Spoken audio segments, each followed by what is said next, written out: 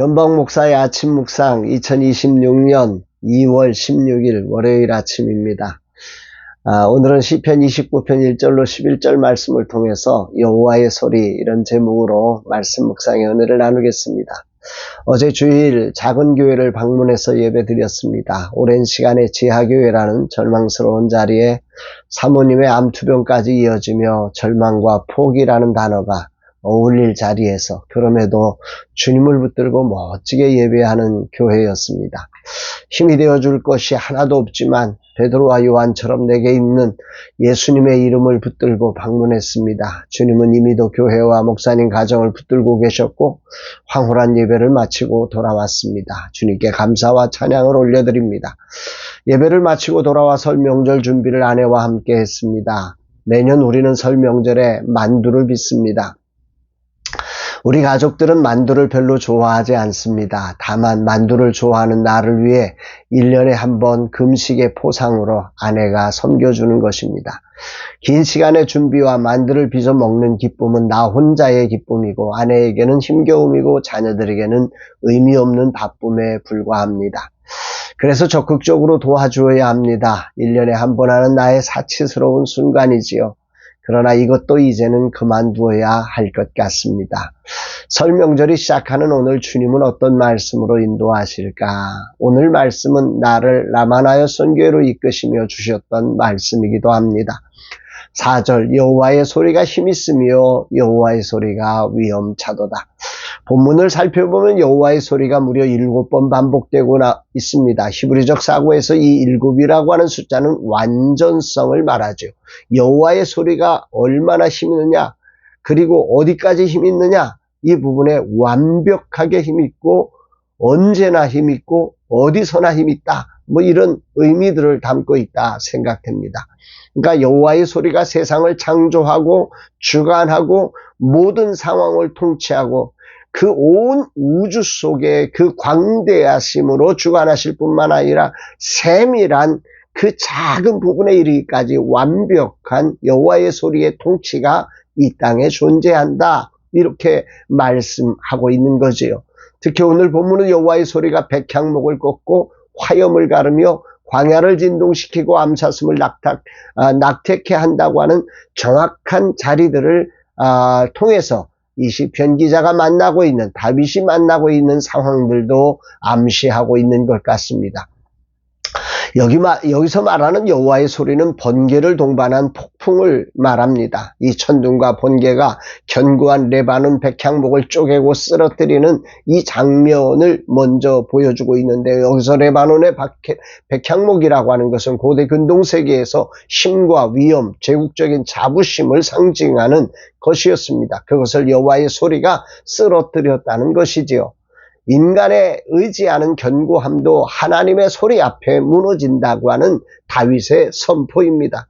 저의 개인적인 느낌은 이 레바논 백향목은 어쩌면 다윗에게 있어서 아무리 해도 변화되지 않는 사울을 의미하지 않을까. 자신의 정직함과 그리고 진정성을 호소해보지만 사울이 변할 것 같은데 변하지 않고 변하지 않는, 그래서 자기가 어찌할 수 없는 그 거대한 백향목처럼 똑하고 서 있는 그런 모습들이 아마 그 답답함 속에 그러나 여호와의 소리가 그것마저도 변화시킬 것이라고 하는 이 믿음으로 선포하고 있는 것 아닌가 생각해 봅니다.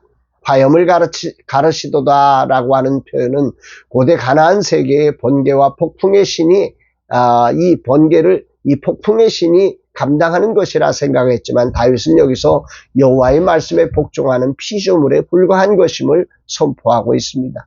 하나님은 자연도 여호와의 소리, 말씀으로 통치하시는 분이다, 이렇게 말하는 거죠. 광야를 진동시키며라고 하는 단어, 광야가 가진 느낌이라고 하는 것은 고대 세계에서 생존의 위험을 당하는 자리입니다. 하나님의 시험의 자리였습니다. 어디로 갈지 모르는 혼돈의 자리였습니다. 특히 가데스 광야라고 하는 것은 이스라엘 백성이 40년 동안 방황했던 자리를 말합니다. 인간이 가장 불안해하는 바로 그 자리, 다윗은 바로 그 자리조차도 여호와의 소리가 진동시키는 곳이다, 여호와의 소리가 역사하는 곳이다, 이렇게 선포한 것입니다. 암사슴을 낙태케 하시고는 히브리어 원문의 표현으로 보면 암사슴이 새끼를 낳게 하시며로 표현되어 있습니다. 그러니까 하나님의 통치는 거대한 폭풍으로 온 세계 광야를 진동시키고 거대한 백향목을 깨뜨려가는 그런 능력도 있지만 아주 사소한 암사슴 한 마리의 그 출산에 개입하시고 이끌어가시는 섬세한 손길이기도 하다고 하는 거지요. 폭풍이 몰아치는 그 밤 하나님은 바로 그 순간에 여호와의 소리로 암사슴의 생명을 주관하고 계신다, 이렇게 말씀하는 것입니다.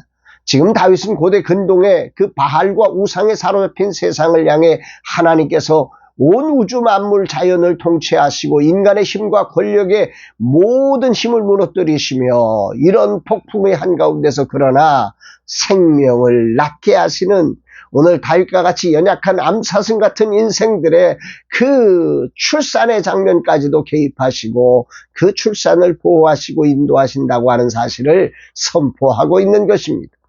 그 고백을 이렇게 결론으로 다윗은 선포하죠. 10절 11절 여호와께서 홍수때에 좌정하였으며 여호와께서 영원하도록 왕으로 좌정하시도다.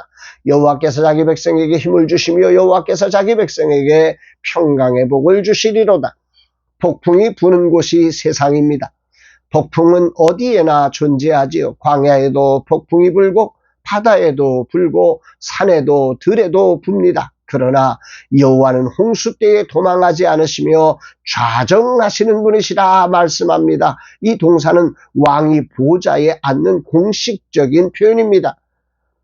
그러니까 폭풍의 절정의 순간에서 드러나는 것은 자연이 거대하구나가 아니라 바로 그 자리가 왕이 그 온 세계의 주관자로 즉위하시는 자리다, 이렇게 말씀하고 있는 것입니다. 그러면서 그런 속에서 연약한 그 자기 백성들에게 힘을 주고 평강의 복을 주시는 분이라고 선포합니다. 참으로 황홀한 고백이 아닐 수 없지요. 설 명절 언약 안에 거하는 내게도 폭풍처럼 몰아치는 바람이 존재하고 아무리 해도 쓰러지지 않는 백향목과 같은 것이 존재합니다.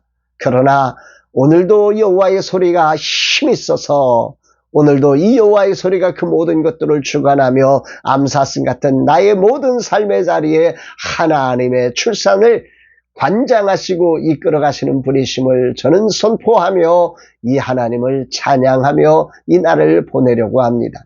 폭풍이 그치는 것이 은혜가 아닙니다. 폭풍 위에 앉아 계신 왕을 볼 수 있는 것이 은혜입니다. 그 폭풍으로 백향목을 꺾으시며 작은 암사슴의 출산을 그분이 주관하십니다.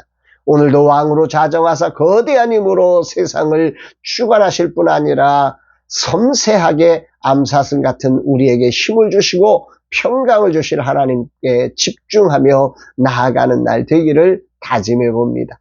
주님, 이 하나님을 진심으로 찬양하며 왕이신 당신 앞에 오늘도 겸손히 섭니다. 그리고 당신의 힘으로 그 평강을 누리는 명절이 되기를 원하고 그 평강을 전하는 자가 되기를 소망합니다. 이 은혜 안에 거하게 하신 주님을 찬송하고 감사를 올려드립니다. 사랑하는 여러분, 이 명절주간 이 놀라우신 하나님의 소리를 들을 수 있고 이 하나님의 보좌에 좌정하시는 그 영광과 위엄을 볼 수 있는 믿음의 눈이 떠지고 마음의 눈이 열리는 복된 날 되시기를 주의 이름으로 축복합니다. 사랑합니다, 여러분.